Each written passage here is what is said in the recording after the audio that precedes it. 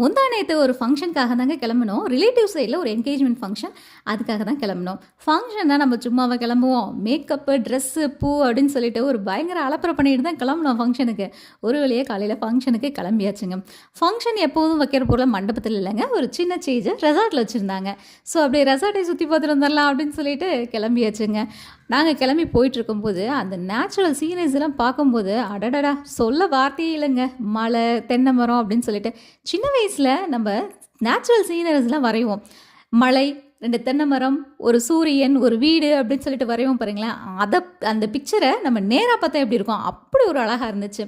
எனக்கும் என் ஹஸ்பண்டுக்கும் எப்போ பார்த்தாலும் ஒரு சின்ன சண்டைகள் வரும். என்ன அப்படின்னா, இந்த மாதிரி உங்கள் ஊர் தான் கிராமம், என் ஊர் சிட்டி அப்படின்னு அவர் சொல்லுவார். நான் அதெல்லாம் கிடையாது, உங்கள் ஊர் தான் அது அப்படின்னு சொல்லிட்டு நான் சொல்லுவேன். இப்படி நாங்கள் 2 பேரும் கலாய்ச்சிக்குவோம் மாற்றி மாற்றி.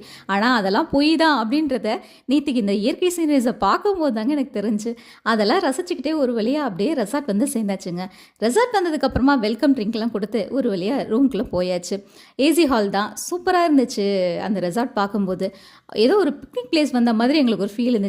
ஊட்டி, கொடைக்கானல் அப்படின்ற போன அளவுக்கு ஒரு சூப்பரான வைப் கொடுத்துச்சுன்னு வச்சுக்கோங்களேன். சாப்பாடுக்கு வந்தால் சாப்பாடு செம சூப்பராக இருந்துச்சு. வெஜ்ஜு தான், ஆனால் நான்வெஜ் ஃபீலில் சூப்பராக இருந்துச்சு டேஸ்ட் எல்லாமே. அதிலே அந்த ஃபிஷ் ஃப்ரை மாதிரி ஒன்று வச்சுருந்தாங்க. என் தங்கச்சி இலையிலேருந்து அதை கேட்டு நானே வாங்கி சாப்பிட்டேன்னா பார்த்துக்கோங்களேன். அவ்வளோ சூப்பராக இருந்துச்சு சாப்பாடு, அந்த ஃபிஷ் ஃப்ரை.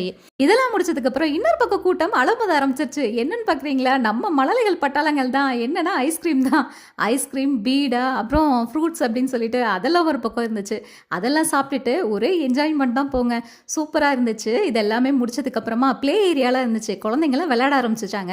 நாங்கள் எந்த வேலைக்கு வந்தோமோ அதெல்லாம் மறந்துட்டோம். நாங்கள் பிக்னிக் வந்த மாதிரி ஜாலியாக விளையாட ஆரம்பிச்சிட்டோம். என்னங்க கிளைமேட் ஒன்று மட்டும்தான் டிஃப்ரெண்ட்டாக இருந்துச்சு. வெயிலாக இருந்துச்சு, சில்னஸ் இருந்துச்சு. ஊட்டி தான் போங்க. இது முடிச்சதுக்கப்புறம்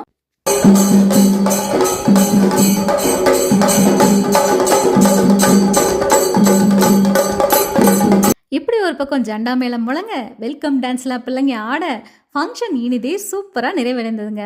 நல்லபடியாக ஃபங்க்ஷன் முடிச்சதுக்கப்புறம் மணமக்களை மனசார வாழ்த்திட்டு நாங்களும் அழகாக விடை பெற்றுட்டோங்க. சொந்த பந்தங்களுக்கெல்லாம் டாட்டா பாய் சொல்லிட்டு ஒரு வழியாக வீடு திரும்பிட்டோங்க. வீட்டுக்கு வர வழியில் நம்ம தலைவர் முருகர் இருந்தார். அவரை பார்த்துட்டு வணங்காமல் நம்ம வர முடியுமா? அதனால் அவருக்கும் நிறுத்தி ஒரு சல்யூட்டை போட்டுட்டு நாங்கள் ஒரு வழியாக வீட்டுக்கு கிளம்பி வந்துட்டோங்க. இப்படி தாங்க இந்த டே எங்களுக்கு போச்சு. நீங்களாம் ஃபங்க்ஷனுக்கு போனீங்கன்னா என்ன மாதிரி என்ஜாய் பண்ணுவீங்க அப்படின்னு சொல்லிட்டு மறக்காமல் கமெண்ட்டில் சொல்லுங்கள். டாடா பாய். நெக்ஸ்ட் வீடியோவில் மீட் பண்ணலாம்.